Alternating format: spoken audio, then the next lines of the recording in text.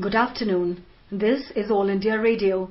I am Sarabjit Kaur and with me is Reshma Tiwari with the Midday News.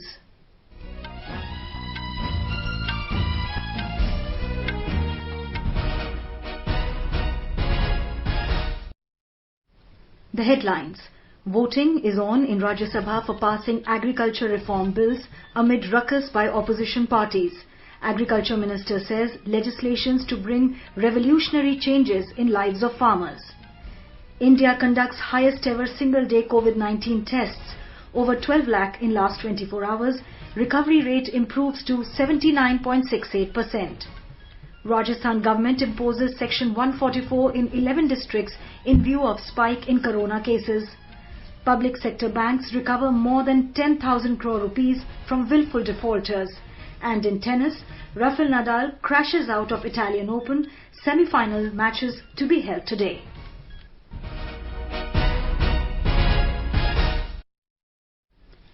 Voting is on in Rajya Sabha to pass the Farmers' Produce Trade and Commerce Promotion and Facilitation Bill 2020 and the Farmers' Empowerment and Protection Agreement on Price Assurance and Farm Services Bill 2020.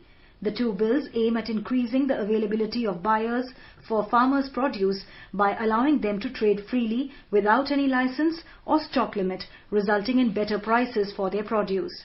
They will replace two ordinances promulgated by the central government in June this year.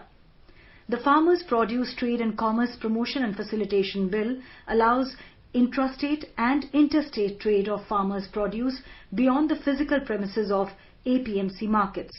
As per the bill, state governments are prohibited from levying any market fee, cess or levy outside APMC areas. The Farmers' Empowerment and Protection Agreement on Price Assurance and Farm Services Bill creates a framework for contract farming through an agreement between a farmer and a buyer prior to the production of any farm produce. Earlier, moving the bills, Union Minister of Agriculture and Farmer Welfare Narendra Singh Tomar termed the legislations historic, adding that they will bring revolutionary changes in the lives of the farmers. Modi ji ने 2014 में कामकाज संभाला और उन्होंने कहा कि किसान की आमदनी दोगुनी करने के लिए उनकी सरकार प्रयत्न करेगी, राज्य सरकारों के साथ काम करेगी और किसानों के साथ काम। तो किसानों की आमदनी दोगुनी हो, उसके लिए सिर्फ ये ही बिल कारगर नहीं है। किसानों की आमदनी दोगुनी करने के लिए सिलसिलेवार बहुत सारे प्रयास 6 सालों में किए गए। तो न्यूनतम समर्थन मूल्य के मामले में जब लोकसभा में चर्चा हो रही थी तो इस प्रकार की शंका कुछ मित्रों ने व्यक्त की। उस समय भी मैंने कहा था और माननीय प्रधानमंत्री जी ने भी देश को आश्वस्त किया है कि न्यूनतम समर्थन मूल्य का इस विधेयक से कोई भी लेना देना नहीं। न्यूनतम समर्थन मूल्य पर खरीद हो रही थी और आने वाले कल में भी खरीद होती रहेगी। Meanwhile, the Rajya Sabha witnessed heated arguments between Congress and YSR Congress members over remarks by Vijayasai Reddy. News just in, Parliament has passed the Farmers' Produce Trade and Commerce Promotion and Facilitation Bill 2020, Empowerment and Protection Agreement on Price Assurance and Farm Services Bill 2020, with Rajya Sabha approving it today amid the uproar by the opposition parties. Earlier, members from the Congress, Left, TMC and others moved a resolution disapproving the bills. CPI-M MP K.K. Ragesh along with Tiruchi Siva of DMK, Derek O'Brien of TMC and K.C. Venugopal of Congress also moved amendments to send the bill to the Select Committee. Initiating the discussion, Pratap Singh Bajwa of Congress described the bills as ill-conceived, saying that his party rejects the legislations. He said the bills are against the farmers of Punjab, Haryana and Western Uttar Pradesh. Bhupender Yadav of BJP said that these legislations are the biggest agricultural reforms in the last 70 years. He said these reforms are needed if the country wants to become self-reliant. A total number of 3,82,581 companies were struck off during the last 3 years. This was stated by the Minister of State for Finance and Corporate Affairs, Anurag Singh Thakur, in a written reply in the Rajya Sabha today. He informed that the government has undertaken a special drive for identification and strike-off of the shell companies. Shell company refers to a company without active business operation or significant assets, which in some cases are used for illegal purposes such as tax evasion, money laundering and Benami properties. Former Prime Minister and Janata Dal secular leader H.D. Devegowda took oath as Rajya Sabha member today. Mr. Gowda was elected unopposed to the Rajya Sabha from Karnataka. Chairman M. Venkaiah Naidu administered oath to him. Mr. Gowda was the 11th Prime Minister of India from 1st June 1996 to 21st April 1997. The government today said that around 14 to 29 lakh cases and 37 to 75,000 deaths have been prevented due to countrywide lockdown imposed in the wake of COVID-19 pandemic. This was stated by Minister of State for Health and Family Welfare Ashwani Kumar Chaubey in a written reply in the Rajya Sabha. He said the 4 months period was utilized to create additional health infrastructure and enhance human resource and produce within India critical elements like PPEs, N95 masks and ventilators. He clarified that ICMR has not released any report which estimated that the lockdown would only help reduce the spread of COVID-19 by 20 to 25%. The Lok Sabha is scheduled to take up Foreign Contribution Regulations Amendment Bill, National Forensic Sciences University Bill, Rashtriya Raksha University Bill, Bilateral Netting of Qualified Financial Contract Bill and Factoring Regulation Amendment Bill today. India has conducted highest ever single-day COVID test at over 12,06,000 across the country in the last 24 hours. More than 6 crore 36 lakh COVID-19 tests have been conducted till now. The Health Ministry said higher testing leads to early identification of positive cases, timely and effective treatment and low mortality. During the last 24 hours, more than 94,612 COVID patients have been recovered. The ministry said the recovery rate of COVID-19 has further improved to 79.68%. The total number of recoveries has reached over 43 lakh. India's COVID-19 tally has crossed 54 lakh with 92,605 new infections being reported in a day. The constantly increasing recoveries have ensured that the actual caseload of the country is reduced and currently comprises only 18.72% of the total positive cases. Presently, the total number of active cases in the country is 10,10,000. The ministry said effective implementation of centre's strategic and graded test, track and treat approach has led to higher recoveries and lower fatality. Currently, India's case fatality rate is at 1.61%, which is one of the lowest globally. In the last 24 hours, 1,133 deaths were reported, taking the toll to 86,752.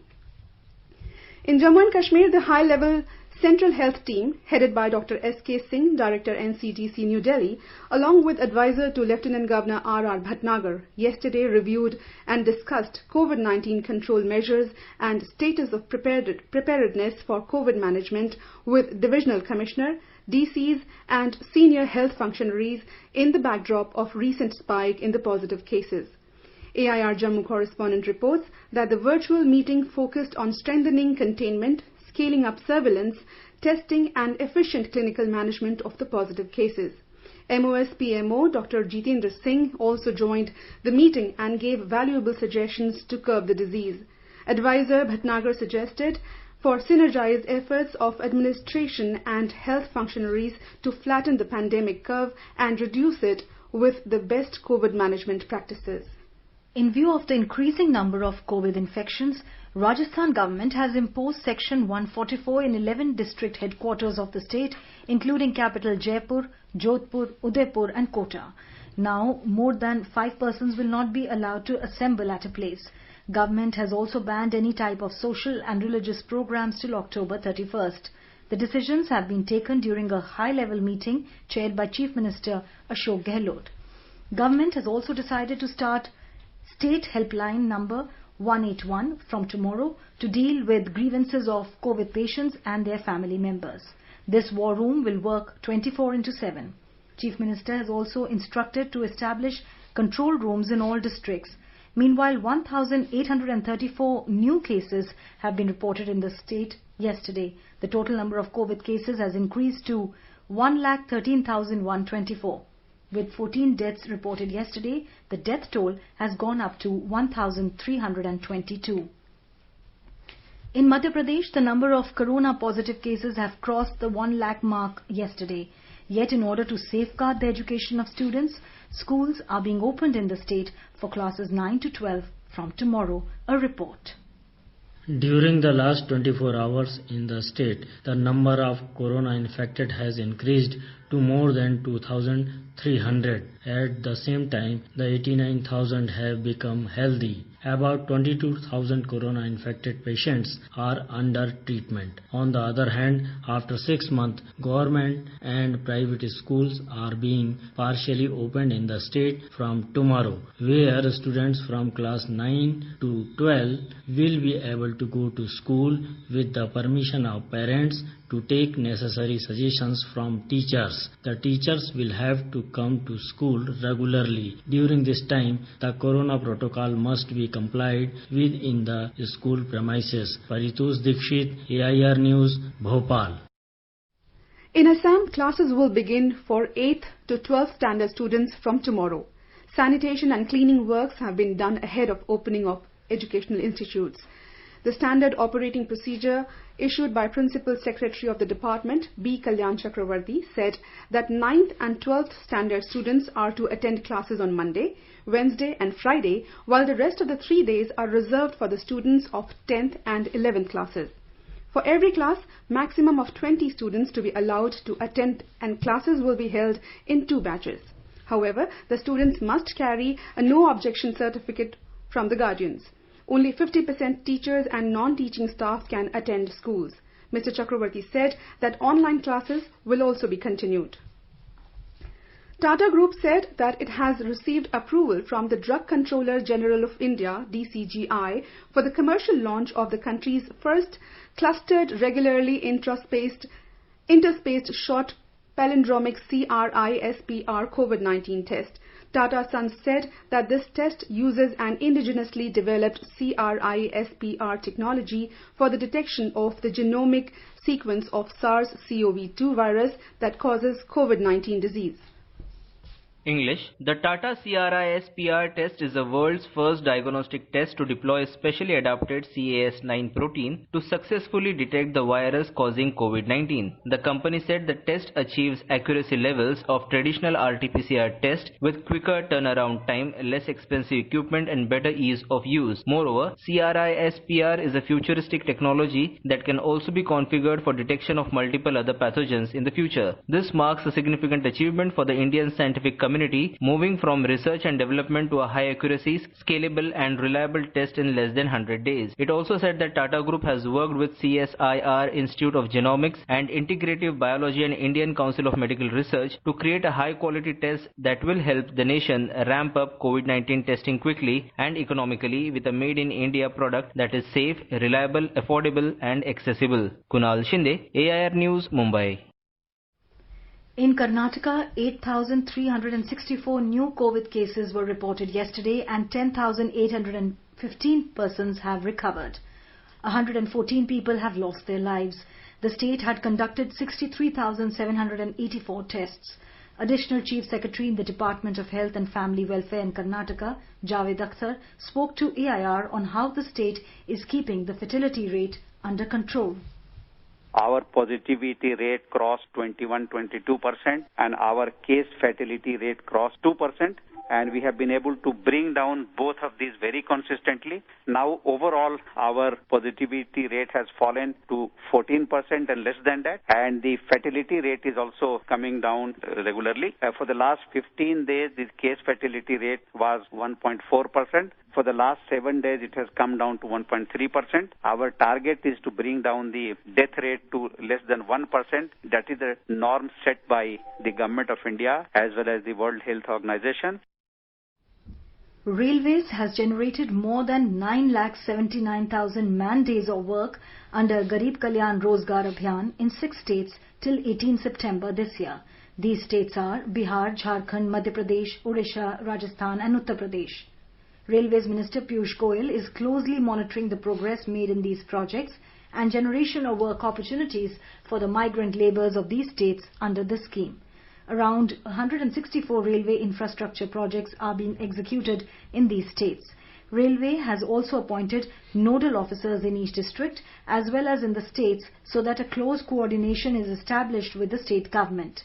The works are related to construction and maintenance of approach roads for level crossings, repair and widening of existing railway embankments and plantation of trees at extreme boundary of railway land. Prime Minister Narendra Modi had launched Garib Kalyan Rozgar Abhiyan on 20th June this year to empower and provide livelihood opportunities for migrant workers affected by the pandemic. Mr. Modi had announced that an amount of 50,000 crore rupees will be spent for building durable rural infrastructure under the Garib Kalyan Rozgar Abhiyan. You are listening to the Midday News on All India Radio. A reminder of the headlines before we move on. Parliament passes agriculture reform bills amid ruckus by opposition parties. Agriculture Minister says legislations to bring revolutionary changes in lives of farmers. India conducts highest ever single-day COVID-19 tests at over 12 lakh in last 24 hours. Recovery rate improves to 79.68%. Rajasthan government imposes Section 144 in 11 districts in view of spike in corona cases. Public sector banks recover more than 10,000 crore rupees from willful defaulters. And in tennis, Rafael Nadal crashes out of Italian Open. Semi-final matches to be held today. For quick news updates round the clock, follow us on our Twitter handle @AIR News Alerts.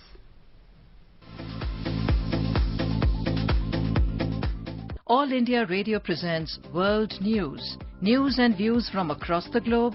What happened? What is up next? The newsmakers and the highlights of the day.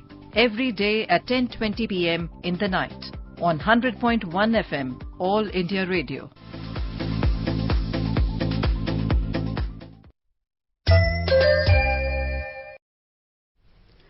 Public sector banks have recovered more than 10,000 crore rupees from willful defaulters during the last 3 financial years. This was stated by the Minister of State for Finance, Anurag Thakur, in a written reply in the Rajya Sabha today. He said willful defaulters by public and private sector banks was 219 and the total amount owned by them was 12,338 crore rupees during the last financial year as per the Central Repository of Large Credit Database. He said public sector banks report frauds to the CBI, including willful default. He said 512 cases were registered with CBI by public sector banks and prosecution was launched in 269 cases during the period from the year 2018 to August this year. Prime Minister Narendra Modi will lay the foundation stone of 9 highway projects in Bihar through video conferencing tomorrow. These highway projects involve about 350 kilometers road at a cost of 4,258 crore rupees. Paving the way for development of Bihar, these roads will enhance better connectivity, convenience and economic growth in and around the state. The movement of people and goods will also improve substantially, especially with the neighbouring states of Uttar Pradesh and Jharkhand. The Prime Minister will also inaugurate the optical fibre internet services, where all the 45,945 villages of Bihar will be connected through optical fibre internet service. This project will help in easy availability of digital services like e-education, e-agriculture, telemedicine, tele-law and other social security schemes to all citizens of Bihar at the click of a button. President Ramnath Kovind has said that determined efforts should be made to make Jammu and Kashmir a hub of knowledge, innovation and learning by implementing national education policy in letter and spirit. Mr. Kovind said this while addressing a conference on implementation of national education policy in Jammu and Kashmir through video conference today. He said that it is his dream to see Jammu and Kashmir emerge as a center of knowledge, enterprise, innovation and skill development. President said that India has an unprecedented demographic dividend, but it could be positively realized only if young people become skilled, professionally competent and above all educated in the real sense. Emphasizing on value-based education, Mr. Kovind said that it is important to understand our tradition and rich cultural heritage which can be achieved only in the mother tongue. He observed that the three-language formula which is envisioned in this education policy is of immense significance and could promote multilingualism as well as national unity. In our series on Gandhian philosophy, today we bring you a report on Gandhiji's views on labor-intensive approach. Mahatma Gandhi believed in a labor-intensive approach rather than capital-intensive. He emphasized on self-sufficiency of the villages and worked towards reviving village industries. He had said, India's way is not Europe's. India is not Calcutta and Bombay. India lives in her 700,000 villages. Gandhiji was not against machines, but he believed that their introduction would lead to millions of hands remaining idle. According to him, in order to use local human resources and to control migration from rural to urban areas, organization of labor-intensive public work schemes must be emphasized. Thus, he focused on khadi to provide work to people instead of using mill-produced clothes. The ultimate goal was to reconstitute the villages. He had said, khadi is the sun of the village solar system. The planet are the various industries which can support khadi in return for the heat and the sustenance they derive from it. Without it, other industries cannot grow. Anupam Mish, AR News, Delhi. Rafael Nadal's first tournament in 7 months ended with a 6-2, 7-5 loss to Diego Schwartzman in the quarterfinals of the Italian Open. Schwartzman will meet Denis Shapovalov of Canada in the semi-finals today. Earlier, world number 1 Novak Djokovic defeated Dominik Koepfer of Germany 6-3, 4-6, 6-3 to earn a spot in the semi-finals. Djokovic will meet Norwegian Casper Ruud. In the women's singles, top seed Simona Halep and Spaniard Gabon Muguruza have set up a semi-final clash. In the other semi-final, world number 4 Karolina Pliskova will be up against the 19th ranked Czech Republic Marketa Vodrosova. The two semi-final matches will be played today. In Telangana, 2 Maoists were killed in an exchange of fire with police in Komaram Bhim district. A senior police official said the incident occurred yesterday when police were combing the forest around Kadam village, which borders Maharashtra. When the police parties were conducting searches, a group of Maoists opened fire and police retaliated, killing 2 Maoists on the spot. Superintendent of Police V. Satyanarayana informed that one of the deceased has been identified. Police found 2 weapons and some Maoist literature with the slain ultras. One Nation, One Ration Card scheme will be rolled out in Tamil Nadu on October 1st of this year. This was announced by the State Food and Civil Supplies Minister Kamaraj. Speaking to media in Thiruvarur, Shri Kamaraj said that the subsidy announced by the central government for farm produce centres is being distributed in Tamil Nadu. In our series on Seva Saptah, today we bring you a special story on Beti Bachao, Beti Padhao. In the last 6 years, Narendra Modi government has given a lot of emphasis on the issue of girl-child's education and declining child sex ratio. The main objective of the Beti Bachao, Beti Padhao scheme is to ensure survival and protection of the girl child. The scheme also ensures education and participation of the girl child through coordinated and convergent efforts. The scheme was launched by Prime Minister Narendra Modi in 2015 at Panipat in Haryana.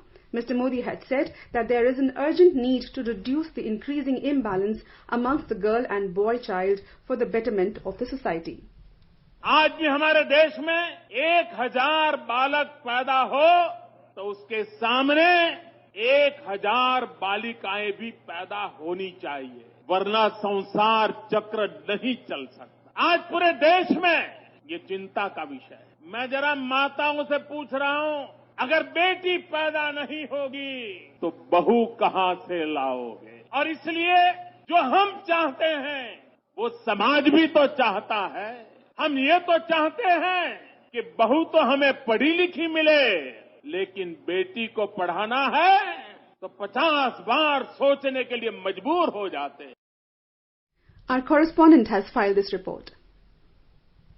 The Census 2011 data showed a significant declining trend in the child sex ratio, calculated as number of girls for every 1,000 boys between age group of 0 to 6 years, with an all-time low of 918 in 2011 from 976 in 1961. The decline was widespread across the country and had expanded to rural as well as tribal areas. Alarmed by the sharp decline, the Government of India introduced Beti Bachao Beti Padhao program to address the issue of decline in child sex ratio in 100 gender critical districts. With coordinated and convergent effort, government has ensured survival, protection and education of the girl child. After the launch of the scheme, the child sex ratio at birth has improved to 931.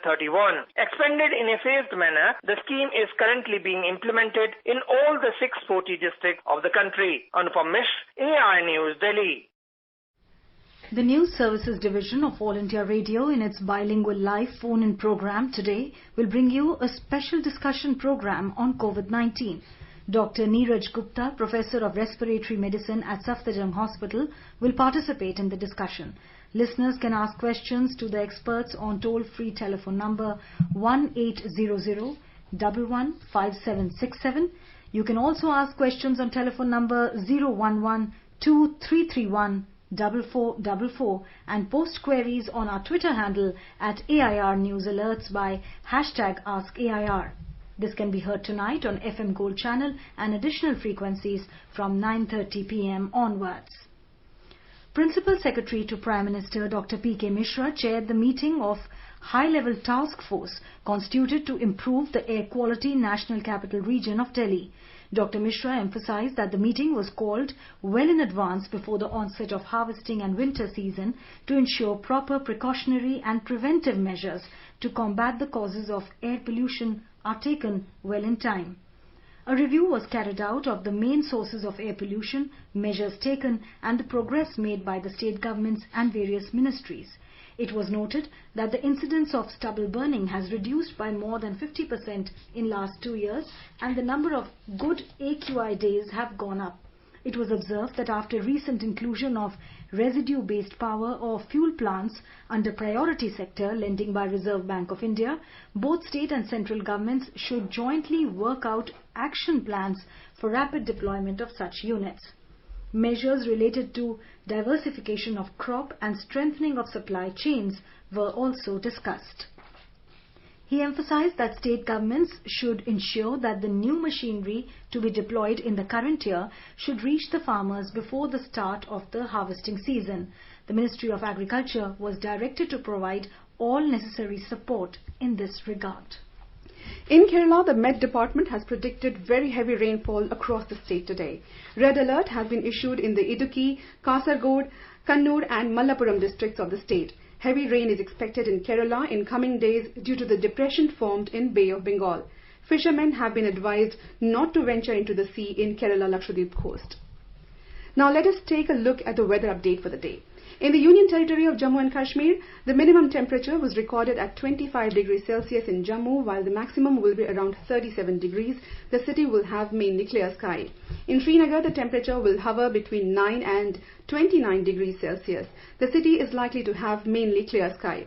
Ladakh will also have mainly clear sky. The temperature may hover between 10 and 26 degrees Celsius. In Gilgit, the minimum temperature was 11 degrees and the maximum will be around 34 degrees Celsius. The city will have clear sky. Muzaffarabad is also likely to have mainly clear sky. In Dehradun, the minimum temperature was 23 degrees Celsius and the maximum will be around 33 degrees. Chandigarh may witness mainly clear sky. The temperature may hover between 26 and 37 degrees Celsius. The national capital Delhi will have partly cloudy sky. The minimum temperature recorded in the city was 26 degrees Celsius and the maximum will be around 37 degrees.